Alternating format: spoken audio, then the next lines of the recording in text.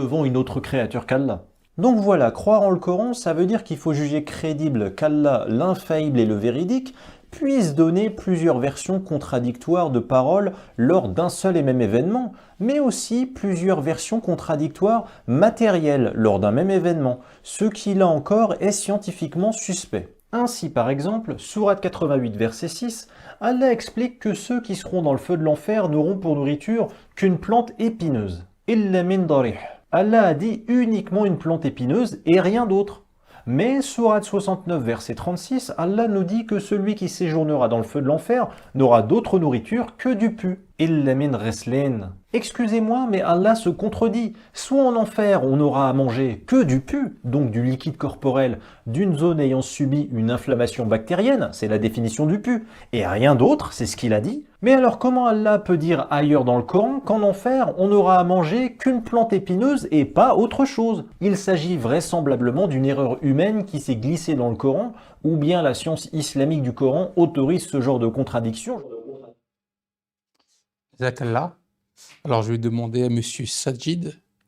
Alors, est-ce qu'encore une fois, y a-t-il des contradictions dans le Saint-Coran, notamment sur ces versets concernant l'enfer? En fait, en ce qui concerne le terme darir que mentionne M. Majidou Kasha, ce qu'il faut comprendre, c'est que ce terme darir vient dans une sourate du Saint-Coran, 88e chapitre du Saint-Coran, sourate qui se prénomme Al-Rashiyah. Ou qui est souvent traduit comme une grande calamité, mais la racine de ce terme, le terme Rashia est de la même racine du terme que le terme Rashi, qui, selon la langue arabe, exprime la notion du recouvrement, al-ita, quelque chose qui recouvre. Et vous savez, le Coran parle de la punition de l'enfer ou du paradis. Des fois, les références qui sont faites au paradis et à l'enfer sont des références à des événements qui auront lieu dans ce monde même. Parce que vous savez, à l'époque où des versets makkiyya, les versets révélés à la Mecque, étaient révélés, eh bien, l'islam était dans un état très difficile, les musulmans souffraient beaucoup, et beaucoup des prophéties qui ont été faites à l'époque concernant l'autre monde, oui, ils disaient quelque chose peut-être au sujet de l'autre monde, mais beaucoup de ces prophéties se rapportaient à des événements qui allaient se produire sur cette bonne terre. C'est-à-dire que par exemple, la notion du paradis qui est mentionnée dans ces versets fait référence, par exemple, au progrès de l'islam, aux victoires musulmanes, au paradis que les musulmans allaient eux-mêmes construire sur cette terre. De la même manière, l'enfer qui est démontré ou qui est décrit dans ces versets, parle également de la déconfiture de ces mécréants qui persécutaient les musulmans et qui remuaient ciel et terre pour leur rendre la vie tortueuse. Eh bien, dans la sourate Al-Rashiyah, il est possible que cette description soit une référence à l'au-delà, mais également à un événement d'ici-bas. Et il existe des arguments en faveur de cette thèse dans le texte coranique. Je vous ai parlé du terme Rashiyah qui est de la même racine que Rashi, le recouvrement. Dans la sourate Ad-Dukhan, il est dit dans le Saint-Coran, sourate Ad-Dukhan, فَارْتَقِبْ يَوْمَ يَأْتِي السَّمَاءَ بِدُخَانٍ مُبِينٍ يَغْشَى النَّاسَ هَذَا عَذَابٌ أَلِيمٌ. Mais attends le jour où le ciel produira une fumée visible qui couvrira, yarsha, la même racine, qui couvrira les gens. Ceci sera un supplice douloureux. Et le terme yarsha, comme j'ai pu le dire, est de la même racine que rashia. Et le contexte de ce verset, selon les hadiths, se rapporte à vous savez, les Mécois, ils avaient tendance de persécuter le Saint-Prophète et les musulmans. Ils l'avaient fait pendant plusieurs années. Et à un moment donné, il s'est passé que le Saint-Prophète avait prié pour qu'Allah leur punisse en leur faisant frapper par une famine. Et c'est mentionné dans Bukhari, le Saint-Prophète il a rapporté qu'il aurait prié « Allahumma a'ni alayhim bi sab'in ka sab'i Yusufa » « Oh Allah, aide-moi contre eux, contre les mécréants, contre les Mécois, en les affligeant d'une famine qui durera aussi longtemps que celle de Joseph. » Et comme le dit le Saint-Coran, cette famine avait duré 7 ans. Et c'est un récit très connu. Et après cette prière du Saint-Prophète sallallahu alayhi wa sallam, la Mecque avait beaucoup souffert. Une grande famine avait frappé la Mecque, la pluie avait cessé de tomber, etc. Et il est même dit qu'à un moment donné, Abu Sufyan, qui à l'époque était un ennemi de l'islam, et il avait demandé au Saint-Prophète sallallahu alayhi wa sallam de prier à Allah pour faire cesser cette tourmente, et il a fait cela. Donc, parmi les significations d'Al-Rashiyah, c'est notamment cette famine qui est mentionnée dans la sourate Ad-Dukhan, et Ad-Darir, que mentionne M. Majid Kasha, s'inscrit dans cette rhétorique de la famine et de la sécheresse, parce que lorsque vous étudiez la définition du terme darir sur les grands dictionnaires, ad-darir dénote la forme meurtrie, yabis, la meurtrie ou séchée d'une plante, ou de n'importe quelle plante en fin de compte. Donc, il est dit que, selon les dictionnaires de l'arabe et même les commentateurs du passé, ils parlent d'ad-darir comme étant une plante qui se dessèche, et au point où même les animaux seraient pu en consommer. C'est-à-dire que même les animaux n'aiment pas consommer ad-darir. C'est-à-dire que ad-darir, ici, dénote une chose que même l'animal n'aime pas.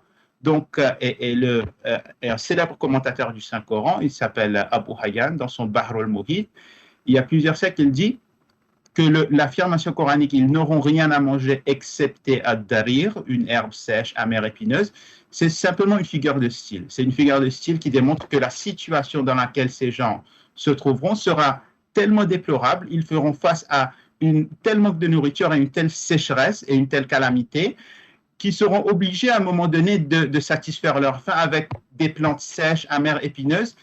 La situation sera si difficile qu'ils devront se rassasier par une nourriture que même les animaux n'aiment pas. Eh bien, c'est ce qui s'est passé.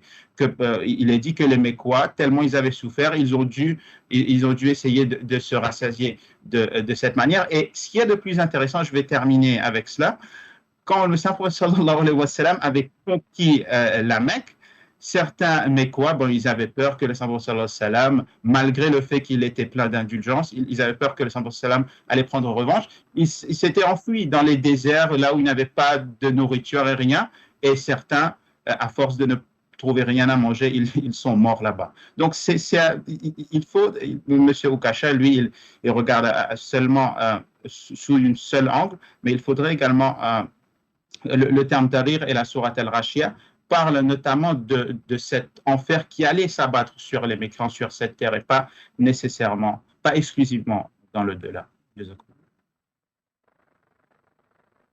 Pensez